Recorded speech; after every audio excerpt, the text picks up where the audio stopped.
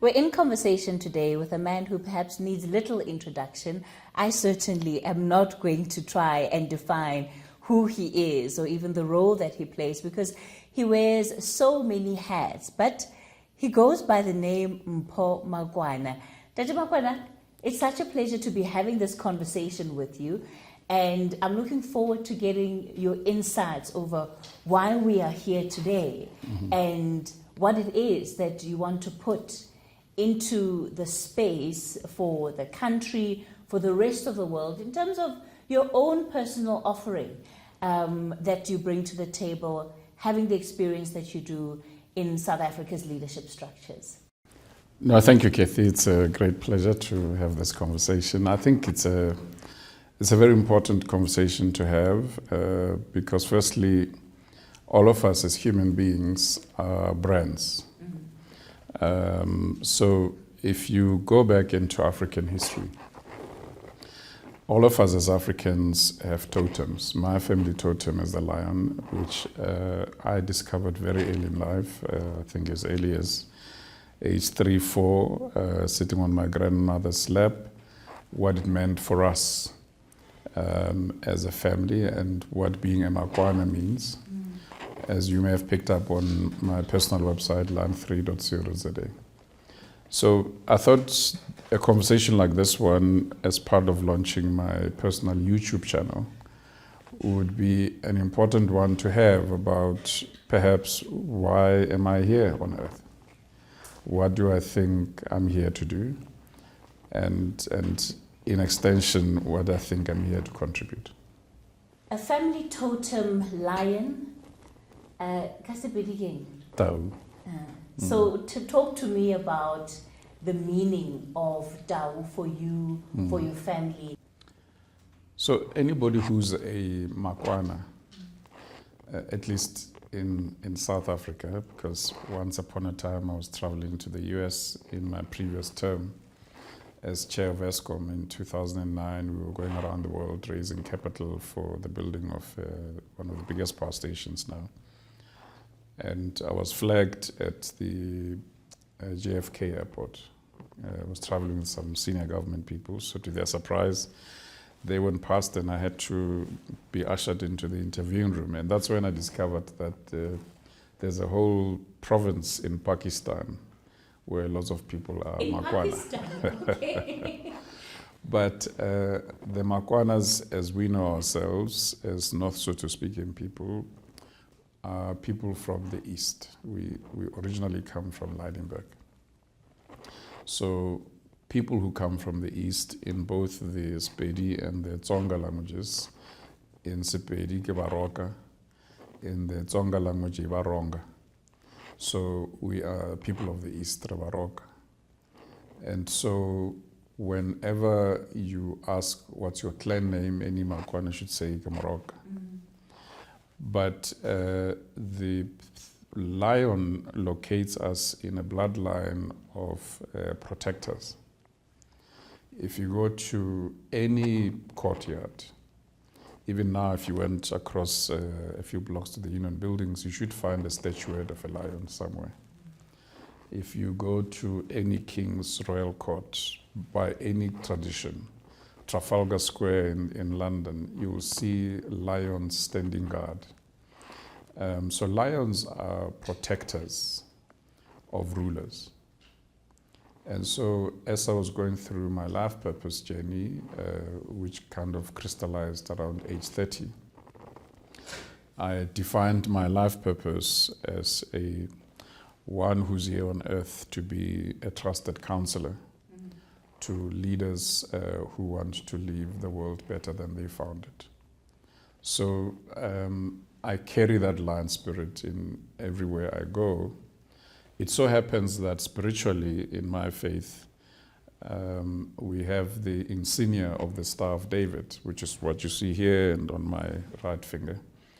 And David, King David, is also known as the Lion King of Judah. So spiritually, I also embrace myself as having been, since age 7, raised by the teachings that made me appreciate the legacy of that Lion King of Judah as well. If you go through this book called The Key to Living the Laws of Attraction, it says once you're clear what your life purpose is, you also get to define what you wish to attract into your life. So there's a sense in which all of us as human beings, as we walk the surface of the earth, that we actually knowingly and unknowingly vibrate energy to the universe that gives us whatever we attract. And yes, there's a sense in which you can pray, meditate that this is how I wish my life to pan out. You can also, in my case, I've always meditated around want to ensure that I never bring disrepute to the Makwana name. The name Makwana should be associated with what the totem says it's about. It should be associated with good leadership. It should be associated with good hand-holding of others. So as and when I get called upon by those who are attracted to me for coaching and mentoring, I seek to do my best to touch them in such a way that I leave them better than I found them. And if I can't help them, then I must refer them to someone else who can help them discover their sense of what it means to be better than how they arrived on the planet. Often when people have descriptions of others, they define them according to the individual experience of that person. So a lot of you would look at the various roles that you have held in the business community, and one of the first things that you're described as publicly is a business person or businessman, renowned businessman. How do you personally describe yourself? Who is Mpho Makwana? Well, my journey began right here in this city 52 years ago. On a Sunday afternoon, my mother tells me it was at 2 o'clock. Not far from here, west of the city, in what is known as Lady Selborne. But the place where I was born, the Holy Cross Hospital, could not register me at the time in 1970 as being born at Holy Cross, because we still had the Group Areas Act. So they then, under the apartheid laws, chose to register me as born at Kalafong Hospital. So every year for the last 10 years on my birthday, I've been visiting Holy Cross. In my small way, I've been making small, modest contributions, monetary, small contributions to their work. And I was fortunate 10 years ago to meet an elderly sister, because it's now led by missionaries, who thinks she remembers vividly being a young nurse many years ago when I arrived at Holy Cross. So she tried to recollect my mother, but she couldn't. But she remembers more or less that Sunday afternoon of 7 June 1970. I was then raised in a family that had a mixed bag of faiths. For the first 7 years of my life, I would have had Presbyterian sort of influence on the spiritual side, or non-Catholic spirituality. So as in my maternal grandfather being a renowned priest in Pretoria in the Dutch Reformed church community, and my father being involved in the Methodist Church and being a circuit steward until I was age 7. My paternal grandfather, in keeping with the totem of the lion spirit, came from a bloodline of traditional healers. So my praise name is Josebo. I'm Josebo III. Josebo I was a renowned traditional healer. Many a king, including the legendary Great Skukuni, would have had him as their trusted counselor in a traditional bone-throwing sense.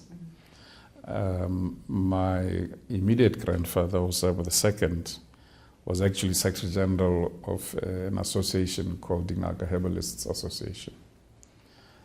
So in my first 7 years, I was exposed to a whole host of practices of traditional healing.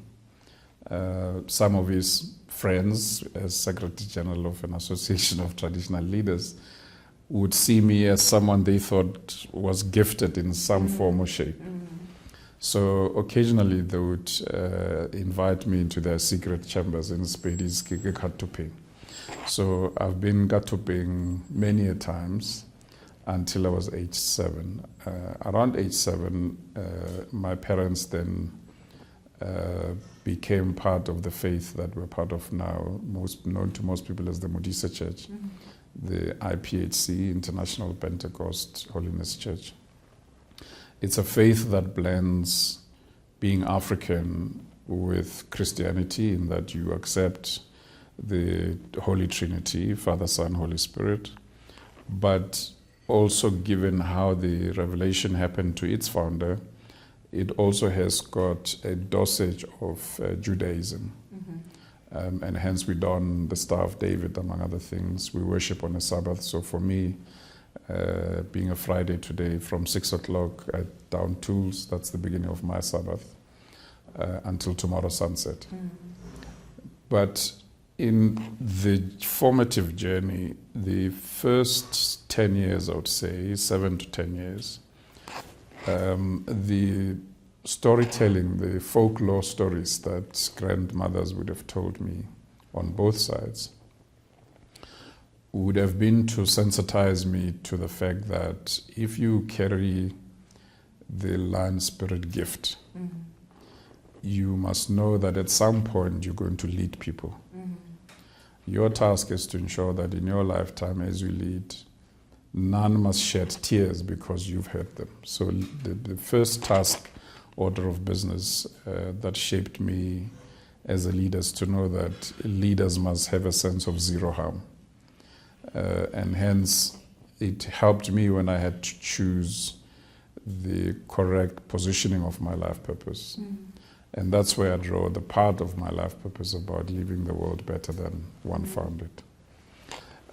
If I look from within the rather big myriad of uncles and aunts that I had, including my grandparents, my maternal grandfather, Edward Moleke Patudi, was the first black priest in the Dutch Reformed Church. So I would say from him, the legacy role modeling that we picked from him is one of tenacity, one of resilience, because if you look back to their generation, they got the raw end of the apartheid system. So in Afrikaans, when you're in the Dutch Reformed Church, when you're a priest, you're referred to as dominee, and the abbreviation is DS. So dominee so-and-so. Him and his first generation of black priests in the Dutch Reformed Church could not bear that title.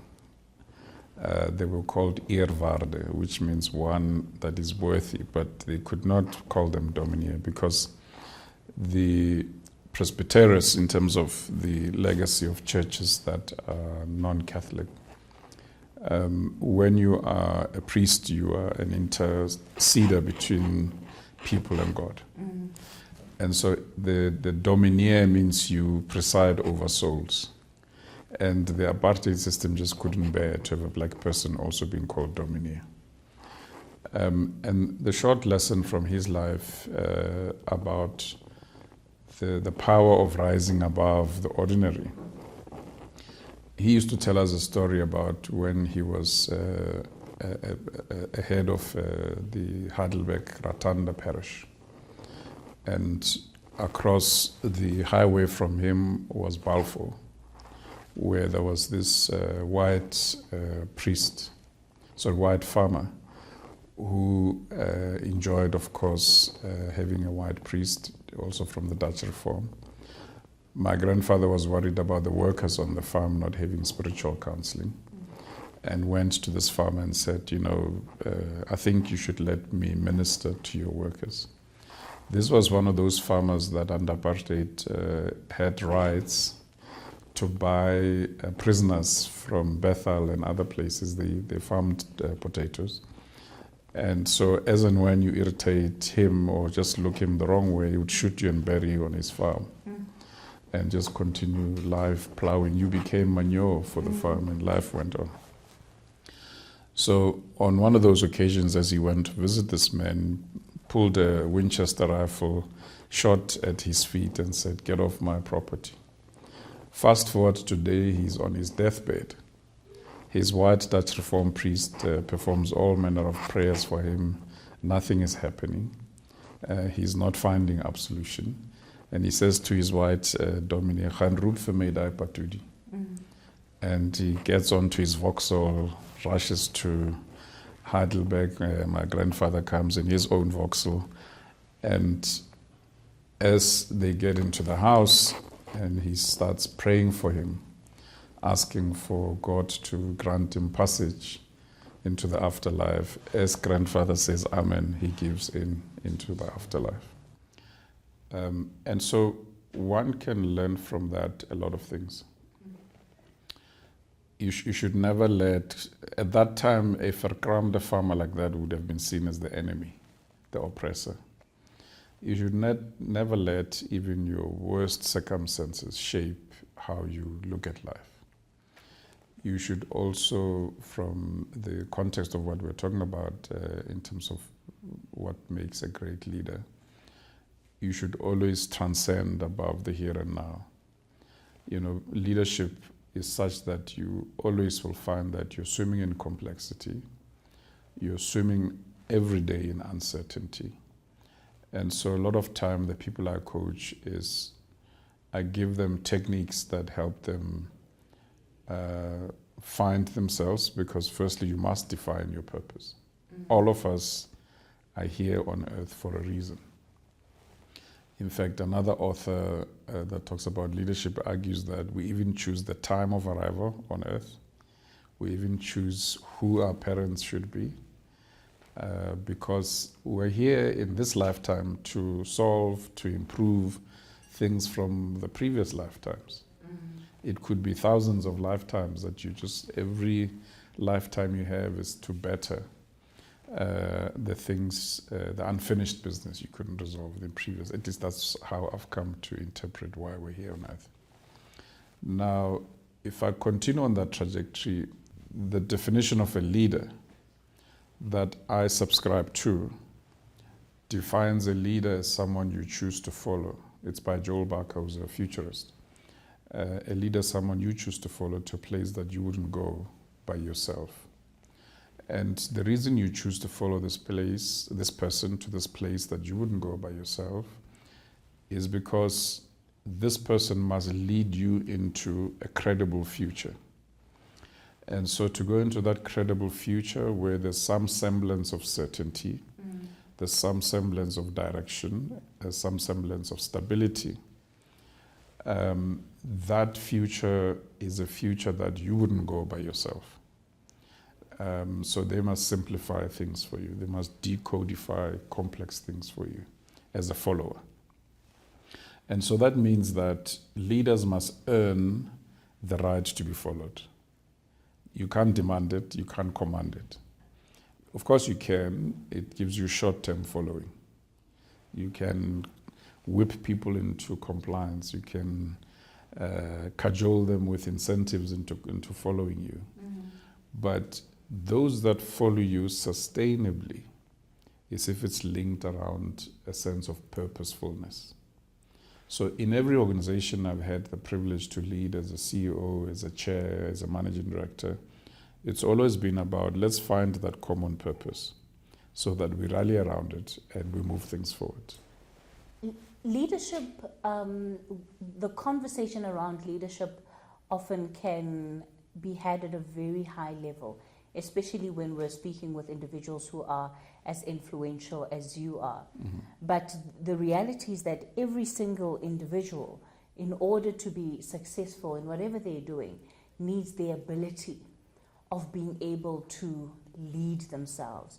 And I was listening to you share a bit of your family history and the different experiences that you've been exposed to, the opportunity that you have had, and not just yourself, but your family more broadly, to be able to get an education, make something of yourselves. That is the experience that perhaps the majority of South Africans don't really have. Some would go as far as defining it as a privileged experience. How do you have a conversation about leadership to people who perhaps have not been able to access the levels of education that they want, have not been able to break through some of the structural barriers that exist in society more broadly, and yet are still able to manifest that purpose that you're talking about? Any person that grew up where I grew up would have had to face all manner of obstacles. The first 3 years I spent growing up in Atteridgeville, Pretoria, would have confined me to a township called Atteridgeville. And when my parents then finally settled in Jane First, they were in the health sector. My mother was a nurse, my father was an accounting clerk in a hospital. It was a village, dusty roads of Jane First. I walked from home to school barefoot on dusty roads. I only saw Jane First being tarred after I was an adult, having completed my university. The difference is that if you go back to how an environment shapes you, the difference is that Jane First was a melting pot. It was a missionary village. You had people from Scotland that were there as doctors, because the whole background of Jane First is that the Anglican Church set up a missionary in Skukune in Jane First, next to a village of Mamone Rasquati. And so the name Jane First comes from the fact that Dr. John First was the first medical doctor in that missionary hospital. His daughter Jane got infected with polio and died at the age of 13. And it was at the time that the hospital was being completed. So it was named after her as the first patient of the hospital, and it got known as the Jane First Memorial Hospital. So the Anglican Church sent all manner of talent, support from Scotland, mostly from Dewsbury. I know this because when my mother later got to work in the UK, she landed by fluke in Dewsbury and found some of the grandparents and elders of the people that trained her as doctors and missionary nurses. But the point I'm making is that whilst we were living in apartheid, most of us who grew up in Jane First as children of health professionals, as children of workers in the hospital, even those that cleaned the boilers and so on, got some semblance of benefit to get bursaries to advance. It produced doctors like Dr. Aaron Motswaledi, it produced doctors like Dr. Joe Phahle. And interestingly, most products, like Professor Makwana, some of his early days were as a trainee in Jane First Memorial Hospital in the laboratory. So there are many people that Jane First produced because it was a cosmopolitan of what was possible in the bigger scheme of a non-racial democratic South Africa. When I went to high school in Lewogo, we were the first generation, we were guinea pigs actually, at SJ van der Merwe Technical High School. It was a school donated by someone who used to be chair at Anglo, Johannes Skalk van der Merwe. We had, for 2 years, we had army corporals as our teachers. And that's where perhaps one got hardened. And we got involved in resistance and struggle as COSAS members. And I then, for the first time at the age of 14, found myself behind bars. And then 2 years later, in the state of emergency on 16 July, 1986, I was arrested with 10 others under the emergency regulations. And that in itself became another life-changing part of your journey. So we all had to endure hardships in different contexts to ensure that I could easily have, after coming out of prison in December 86, I could easily have become wild and became a comrade that was more of a stone thrower than one that wanted to develop oneself. So we had the benefit. I remember one of my uncles sitting me down as I was going to my matric year in 87 post the arrest. He sat me down in the lounge. He said, "Mpho, there's two types of men. There's those that are called men simply because they put belts on their waists. And said there are those that are called men because they make sure that they become providers, they become useful products of society. It's now your turn to choose which of the two you're going to be." So every day I caught the train from Atteridgeville to Promet College. This was ringing in my head. Which one am I going to be? Which one am I going to be? And clearly I knew which one I should be. I should find my path. I should find where I should land post-matric so that I can become a productive member of society. So all of us have a grandmother who should be telling us about our heritage, whether it's your family totem, whether it's the heroes that fought battles. If you go to Hakibi or if you go to Hamalebogo, you'll find that the legend of Kgoshi Malebogo inspired a lot of people in those areas to go and join Umkhonto weSizwe because they knew of the battles he fought.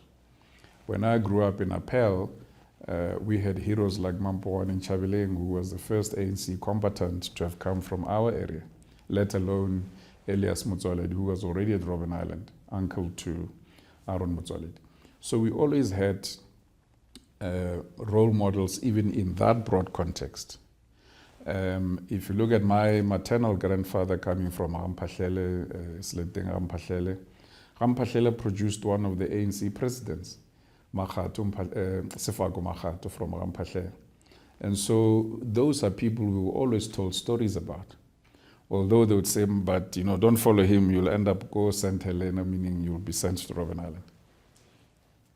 The way of life that you are talking about is so different to what perhaps many people today would experience, because we've got very broken down family structures, the passing on of history, whether it's individual family history, whether it's a collective history, unfortunately just doesn't take place in the way that you would have experienced as a young person in your lifetime. And yet the sense I'm getting from you is that you see leadership as being something that is also very grounded in history, so that you can't bring leadership out of a place where there isn't examples of leadership. And how you cultivate it is that you bring in as many people into the fold as examples of what is possible, and every generation then builds on that. How do we do it today with the state of our society, the state of our country, and really just the harsh realities that we're dealing with, families that are being raised by single mothers, young people that don't have access to opportunity, regardless of how much they may want that access? So on the one part, as I said, leaders must earn the right to be followed. What you're raising takes us to the second part. The second part is, what is the job of a leader? The job of a leader is to recognize and secure the future. So in recognizing and securing the future, you've got what people call capitals that you must then harness. I always say that nothing is impossible if you've got good people with you. So what you're raising, firstly, in that part of the job of a leader is to always seek inclusivity.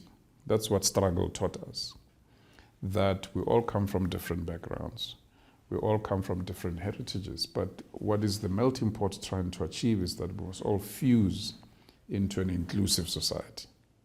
So even there, if I look at my home, our home was like a guest house. Everybody that was traveling from here to the east side of perhaps Leidenberg, Burgersfort, they knew that they would come to our home and have a sleepover. There were no guest houses, there were no hotels. There would be a sleepover, and they would receive a good dinner and a good breakfast. And there would not be a fee charged after that. So when your home becomes that sort of home, it means you meet a lot of people from different walks of life as well. It teaches you from an early age to be inclusive. When my father became a priest in the International Pentecostal Holiness Church in 1979, it meant we also saw, because it's based also on spiritual healing and faith healing. It means we would, in some instances, we would have a bus. In fact, the bus that brought people to Meadowlands stopped at our home. That was the collection point, which meant in our courtyard, we would know as soon as they arrive, you drop everything, you prepare for them that red raspberry jam and butter sandwiches with brown bread and tea, rooibos tea, 5 roses, so that all 65 or so people that are going to the bus get fed. These are people who would have come destitute, going to seek help at church.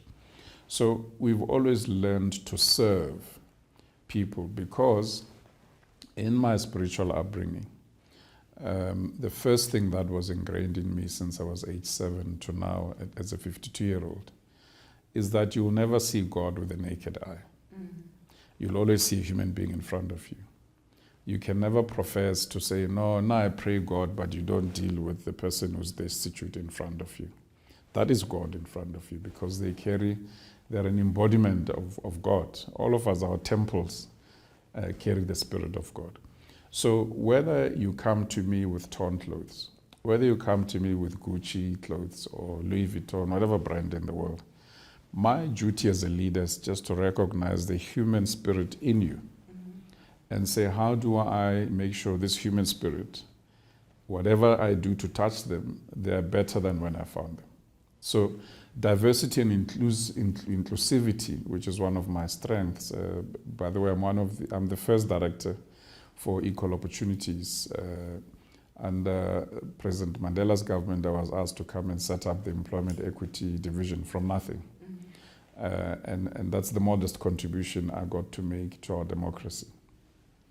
And as a student of equity, as a student of diversity and inclusion, again, at the age of 25, I've had to figure out, how do you create a policy for our country that is going to ensure that when people enter the workplace, whether they're disabled, whether they're from whatever background, they get to be treated, because our Constitution says we celebrate human dignity. So the leader must always recognize the human dignity that is in front of them, regardless of stature, creed, or where they come from. So whether a person has never seen lights, as some of us grew up not seeing electricity, the day you touch them, don't look down upon them. They're simply human beings that the universe has put in front of you to do something positive for. If we look at leadership and success in that context and we apply it to South Africa, it's very clear that we have incredible gaps, and I'm speaking now more broadly in terms of who our leaders are, but also what some of the priorities are. The issue that you're raising around how to treat the next person, it comes down to basic human dignity, affording people their dignity, giving people that basic respect, which is, again, something we don't see as often as we need to. Where do you think we've gone wrong? And you are bringing these conversations around leadership as an offering to a solution that you have identified. What is the problem? What are we solving for? So we need to find the best that defines us as Africans, firstly. So I deliberately started our dialogue by saying we all are brands. So My elders taught me one thing. In the Nguni traditions, in the Bapedi traditions, we have praise names and clan names. Now, if we, all of us sitting here, were in front of a traditional kraal, Kochoshing or Kochotleng Gastswan, in the Bapedi traditions, as soon as you enter that kraal, you are no longer Kathy. I'm no longer Mpho. And that's why the first time we met, I asked you, because when I enter that kraal, even my daughter, even if they were still 7, or she's an adult now, she would be called Muramadi, our Sebo. Muramadi, daughter of Osebo. And they would look at me and say, who are you? I would say, I'm Osebo Apol. So our clan names and our praise names had an egalitarian thing about them, because even when you spoke traditionally in that court, even today, if you went to any court in any village of Bapedi, there's no speaking rights for men and for women. The speaking egalitarianism is based on, if you raise your hand, they'll say, and then let's hear from you, Bebits. So we need to go back and find symbols of that nature that remind us of our egalitarianism as Africans, that made sure you treated. Hence, we had this saying that says, pass the transaction and touch the human being. The cow was a symbol of transactionalism. Overlook the transaction, touch the human being. If we go back to some of those basics, we will find that firstly, we'll be able to unearth this human dignity that the Constitution says we should celebrate. Secondly, we should ensure that we learn also, if you look at one author I like quoting is a Dutch author called Manfred Skets de Vries. He wrote many books. One of them was Leaders on the Couch. One of them that is relevant to this dialogue is what he calls the neurotic organizations, which says that as leaders, firstly, we need to develop a sense of self-consciousness. You must know yourself, have a sense of self-mastery, so that you are conscious of the fact that as a human being, you are neurotic. Because if you're a firstborn, chances are you're a very perfectionist type person. And there are certain neurotic tendencies that go with wanting things to be done perfectly. If you're impatient, there's certain neurotic tendencies that may see you shout at people because you want things done in a certain way. Equally, if you're too patient, people will complain that you're indecisive. You take too long to make decisions, as often we hear in our country. So you need to always find a healthy prognosis of your neurosis that helps you to become that leader that people choose to follow. So you then thirdly have to school yourself in diversity and inclusivity, because in 2022 you can't still be treating people as if you don't see that they're different to who you are and recognizing that difference. So you need to school yourself, constantly self-empower so that you become relevant to those who seek leadership from you. You are currently the chair of Eskom, and it's an important leadership role at a time where the country is going through a lot of turbulence. Yes, you wear many other hats, but I bring in this one because of the significance and the extent to which it affects every single South African. How do you have a conversation about leadership that, without being seen, to be speaking to the politics of the day, the dynamics that are unfolding in the country in the moment? So I think let's turn that question on its head. So the question really is, how do you achieve success leading a large, complex organization? So in the case of the example of Eskom, Eskom is a complex engineering organization. So the first time I got in touch in a strategic context with Eskom was around 1996. I was a change management consultant associated with the Black Management Forum, and got invited to come to talk to people at the time that was called the Top 60. It was the top 60 leaders in Eskom. And what was attractive then is that Eskom was leading the country. So in the 1990s, especially the mid-90s, the notion of organizational transformation evolved into the lexicon, the vocabulary of corporate strategy. And Eskom gave us not only the first South African case study, but the global case study of how a systemic organization behaves. So there's a book that was published then by a global author called Peter Senge. The title of the book is Fifth Discipline. And there's a chapter in there devoted to Eskom as an organization that was shaping the notion of a systemic learning organization. So at its best, Eskom is an organization that is capable to take dynamics from outside itself, bring them into an organization and learn and then produce systems that help it respond. So it is for that reason that of all the apartheid creations, Eskom became the first to transform. 2 years later, 98, gave us, under Alan Morgan, the first 3 deputy MDs that were black, all of them being prepared, groomed to compete to become the first black CEO of Eskom. And Thulani Kabashe became that first black CEO of Eskom in 1998. What we can learn today from that Eskom, which in 2002, when we became the first commercial board, because it was a council until then. In 1992 April, I joined a board of men and women led by Dr. Rul Khoza as the first board, commercial board of Eskom. And we found already then an Eskom that in 2001 was the Global Energy Company of the Year. It was number 10 in the world by size and capacity, generation capacity. So sadly, if you fast forward to 2018-19, when state capture kicked in, and again, at that time, people were not really seeing what was happening. If you now, with the benefit of hindsight, read the state capture report, sadly, those capabilities have been eroded by corruption. They've been eroded by all manner of things that we now read in state capture.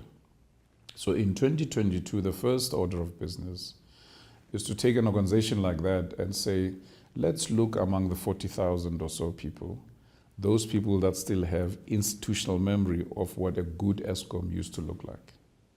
Then you work with them and say, let's start grooming more, multiplying more people who understand what a good Eskom looks like. So fixing Eskom, given its complexity and size, is not something that is going to happen with sort of twitching a finger. Because out of 40,000 people, change management tells us that at least 30% of the 40,000 people must embrace what this new rebirth of a new Eskom looks like. Then the 30,000 of the 40,000, 30% of the 40,000 multiply until you have at least 90% of 40,000 people behaving in that way. So as the new board, as leaders, we need to find those touch points and then ensure that starting with your top 60 again, top 100, top 500 leaders, that you empower them once you've agreed this rallying point. You empower them to become leaders that earn to be followed by those who look to be taken to this new place.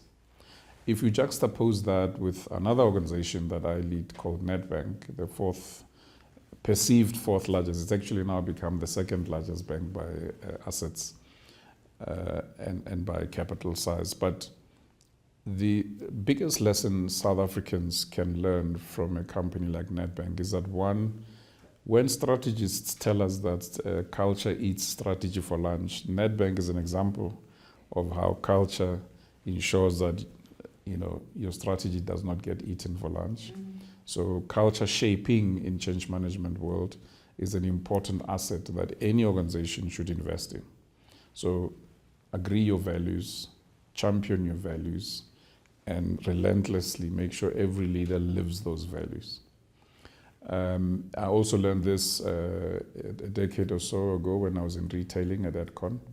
The key things, you must have values that everybody can memorize.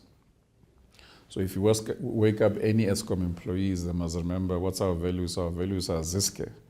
And ZISC is an acronym for zero harm, integrity, innovation, and so on. So electricity. No, there's no electricity in the ZISC. It's environmental sustainability in the ZISC. But you must have values that people rally behind and shape the culture around those values.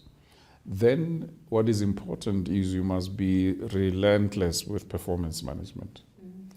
There must be no room for poor performers.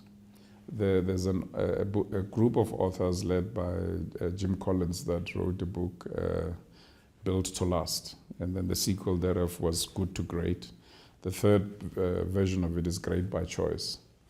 And this was a book that was written both as a case study and as a textbook for changing organizations. And in the first sequel of Built to Last, they're saying organizations that are built to last, which means lasting success, firstly, when you choose people to work there, you must make sure that you've got the right passengers on the bus. So, which means in this case, our ability to solve ESCOM means you must have the right engineering talent over and above the other talent in the business, because this is a holistic business. But the core business is an engineering business. You must have the right talent on the bus. When you've got the right talent on the bus, they align with the values, then you must then constantly ensure that the roadmap is clear, which is the strategy, and you refresh it frequently. So the days of having this 10-year strategy, 5-year strategy are over. Yes, you must think ahead, but every 2.5 to 3 years, refresh your strategy. In the environment we're leading today, it's also the notion of generational dynamics is cropping up more and more. So you've got baby boomers who are used to working for one organization for 30 years, and you've got Gen Xers that have decided, no, I must work for an organization for every 5 years. And then you have Gen Ys or millennials who don't want to work for an organization longer than 3 years. Part of the reason is because the baby boomers, who are the first generation that divorce became more prevalent in, their children who are, their younger siblings who are Gen Xers, but mostly the younger tail end of Gen X and the early version of Gen Y, grew up, so people born after 1980 would be at the tail end of Gen X. And people then born thereafter into the 90s are the beginning of Gen Y. They grew up mostly in divorced families, and to your point earlier about single parents, having 2 mothers and 2 fathers. So they grew up Monday to Friday having this couple as parents. Then over the weekend, one of the parents has got visitation rights, so they go to the other mom or dad, and they come back into this unit Monday to Friday. Or maybe on holiday and they come back. So they learn to adapt and have multiple loyalty. So you can't expect them to be loyal in perpetuity because they're used to flexibility. They're used to flexibility of having 2 moms and 2 dads. So how they behave as employees will be radically different to the employee of 10 years ago and 20 years ago. So organizations have to learn to deal with this complexity. Then also in this digital environment of work that we find ourselves in, often as a manager, not even a board member, an ExCo member, just a manager having 5, 6 people reporting to you, 90% of the time you're leading superstars. So there's specialists that are specialists in their own right, and they don't like being managed. They want to be directed. Do this, and then you get out of the way. Our managers are not trained to do that. That's why they end up looking for a coach or looking for a mentor. So organizations must also find ways of creating empowerment systems where you create coaching and mentoring across levels so that people know how to evolve and grow people bottom up. How do you see this particular project that, of course, you're undertaking on a personal level? How do you see it unfolding? So what does the future look like in terms of how you want to have these conversations and have them contribute to society?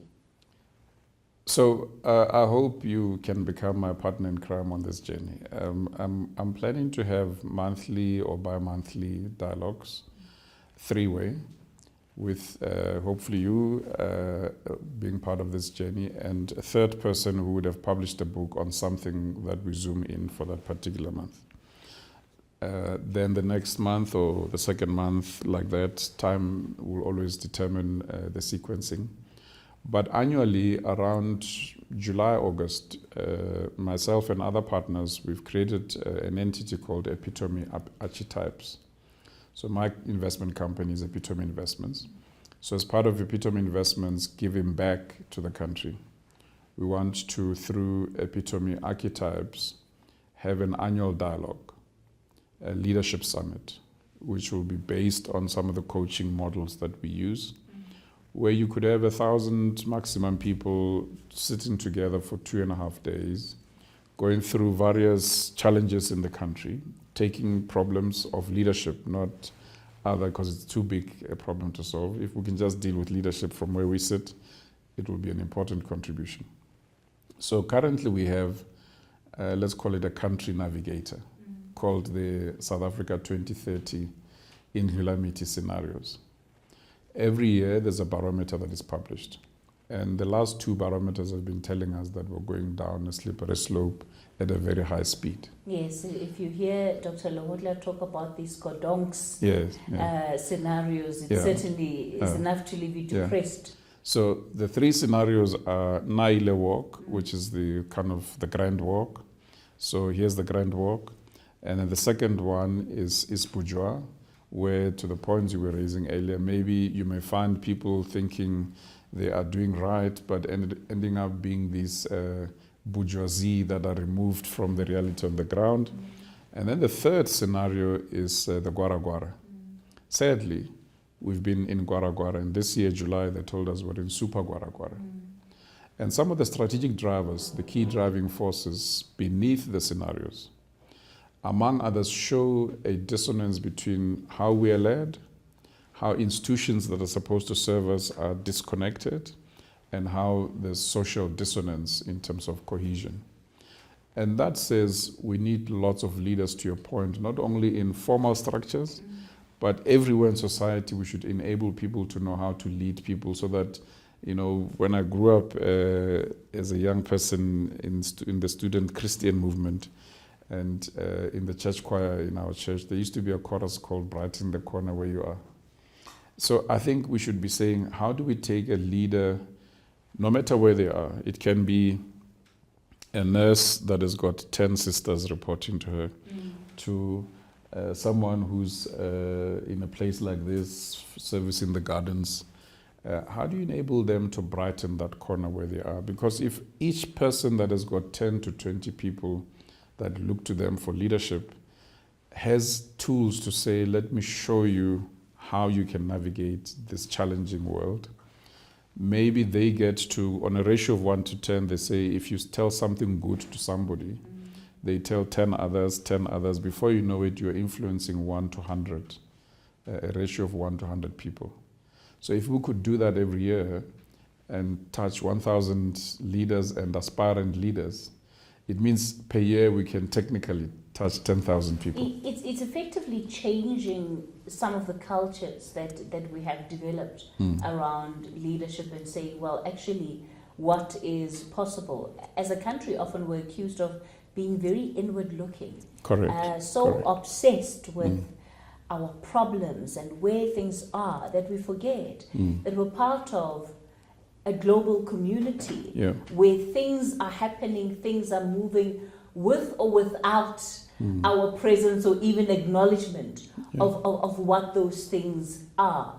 What difference do you think it will make to the tone of this country when we begin to see that possibilities are not just based on the things that we are experiencing on a day-to-day, that we are frustrated with on a day-to-day, but that there's possibility and opportunity beyond even just these borders of South Africa? Incidentally, once upon a time, under President Mbeki, Brand South Africa used to have a payoff line called Alive with Possibilities. And now the current Brand South Africa has got a different payoff line, entitled Inspiring New Ways. If we can have 1 to 10 leaders, in other words, a leader that has got 10 people working for them or reporting to them, inspiring new ways, we will become a little bit influential in crafting a winning nation. I wrote on my WhatsApp status this morning that we shouldn't be celebrating the fact that a lot of people work from home. And I always get all sorts of critiques and so on. And when I responded, I said, the problem is, if as a nation, majority of our people can comfortably work from home, what this means is that we must realize it means majority of our people are not producing things. Because nations that are competitive, majority of people go to factories every morning to make something someone wants to use or buy. And so if we are to inspire new ways, as Prime South Africa tells us, we must inspire ourselves around a work ethic, around a leadership ethos that seeks to bring out the best people in people. Because a leader is someone you choose to follow to a place you wouldn't go. So it may mean that, to your point, once we raise more money as this leadership summit, we may include excursions where you're able to take people to, say, the favelas of Mexico, so that they can see that actually you think you're having it rough. Let's go see elsewhere in the world in a similarly emerging economy how others are living. And if we can take them in and out safely, maybe we take them to Colombia and other such rough neighborhoods. But I'm just making this point to say, often I've hosted dialogues of this nature on a small scale around a dinner table. People coming outside in to South Africa always tell us that we don't realize how good we're having it. South Africans think we're having the most horrible country to live in. Every country in the world, we're living a human experience. Every country in the world has got poverty, has got crime, has got cartels. Imagine the mafiosa traditions of Italy. Yet, the electricity producer of Italy is among the 10 in the world, the best 10 in the world. So they must have figured out something about how to produce great stuff, even though you've got mafiosa demanding protection fee from the average person on the ground. If you look at the US as an example, most people don't know the history of the refuse removal industry comes from the heritage of gangsters of New York. Most gangsters, whether it's Chicago or New York, they became cartels that said, I will control the refuse removal neighborhood from this zone to that zone, even though it's a municipal service. I'm not saying gangsterism is good. I'm just saying that people have figured out how to run and lead thriving economies in spite of the inherent challenges in those economies. And so that takes leadership. So you can't wait for the challenges to dissipate No. before you start doing work that... No, not at all. I mean, Alicia Walker, the renowned feminist, in her book teaches us that we're the ones we've been waiting for. The challenges that exist in our lifetime exist because they were waiting for us as leaders in this lifetime to resolve them. Mpho Makwana, as you have said it so eloquently, that this is the beginning of a conversation, I think it's important for people to understand what you have in mind as you have this conversation with South African leaders, but also just with the ordinary man on the street, and reigniting and reinstilling that sense of hope in what we can be as a nation. And hopefully, as the sessions go, we'll be able to not only put you under the spotlight and take, a critical look at some of the things that you have learned as a leader over the years, but do so with so many other prominent South Africans who have something to offer and to give back to our society. The reality is, nothing is going to change in our country if we all keep doing the same thing and expecting that the results will be different. And this is just one initiative that says, let's talk about leadership. Let's talk about how we improve leadership to the betterment of this entire nation. We'll leave it there for today, but as you've heard, there's plenty more to come.